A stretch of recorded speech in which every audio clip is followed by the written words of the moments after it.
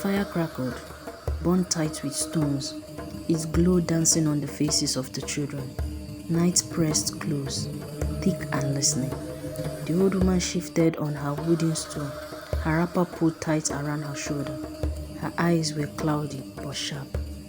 "Eh," she said softly. "You want a story?" The children nodded. Drawing closer, she poked the fire once, twice, and then she whispered, "This is not a story you shout. This is a story you borrow from the night.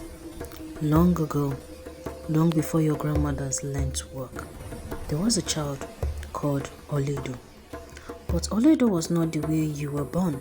She was coiled, a daughter of the deep forest, a child of the night snake. She lived far from people, where trees grow so close they hide secrets. She was gentle, quiet, peaceful. Her mother taught her that humans fear what they cannot see, what they cannot understand," her mother said. "So we stay hidden. Peace keeps us alive. And for a long time, peace did listen. Not until the men of Amonzo went hunting." "Ah," the old woman clicked her tongue. "Men and hunger are dangerous friends. Now back to the story. They followed the blood into the forbidden forest. They laughed, they sang, they did not listen when the birds were silent.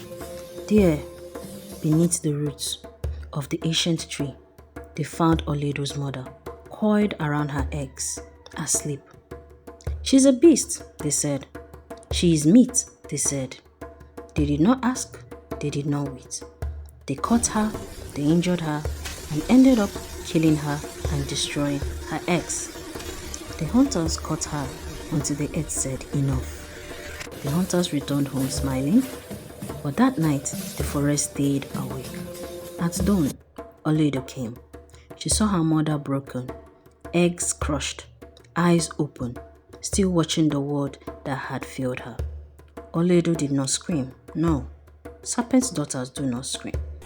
She bent low and breathed into her mother's last breath, licked off her blood, and swore vengeance. Children, listen to me. That night, something shifted in the air of Amonzo Kingdom. Olaedo walked into Amonzo as a woman, calm, soft-spoken, respectful. But wherever she passed, snakes followed her shadow. Dogs hid, drums cracked, babies went quiet instead of crying. "That is how you know death is near," the old woman murmured. Olaedo walked into the kingdom of Amonzo with vengeance in her heart and revenge in her eyes. She started her vengeance immediately, no time to waste. The first hunter was asleep at night in his hut. Then came the snake. The snake strangled him and made his way into the man's body through his mouth. The next morning, the man was found with his mouth open, his eyes wide. They found the snake crawling out of his mouth. 4 days after, tragedy struck again. The second man ran mad, clawing at his skin, screaming at the top of his voice that something was tightening him from inside. Villagers gathered, in shock, watching what was happening to the man until he died. Children began to wake at night, pointing at corners with nothing in them. "She is here," they whispered. On the 7th night, the moon turned color of old blood. Olaedo stood in the village square. Her skin split, her legs became one, shining coil, and when she spoke, 2 voices came out, mother and daughter, wound together. "You killed the queen, now you live under her." The ground opened, snakes poured out, black, brown, striped, hissing with the voices of the forest. They dragged the guilty men down as they dragged and dragged and dragged. The ground closed, but the scream did not. The old woman leaned closer to the children, now her voice barely heard.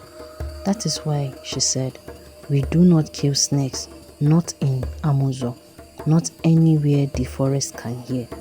She straightened slowly, and when the earth is too quiet, some elders say they hear a woman whispers from the trees, "I am still counting. The fire crackled low. The woman smiled, not kindly. So if you ever see a woman standing still and her shadow moves when she does not, she raised one finger. Do not speak. Do not run.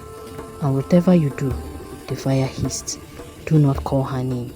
Because Olaedo, daughter of the night's call, hears whispers.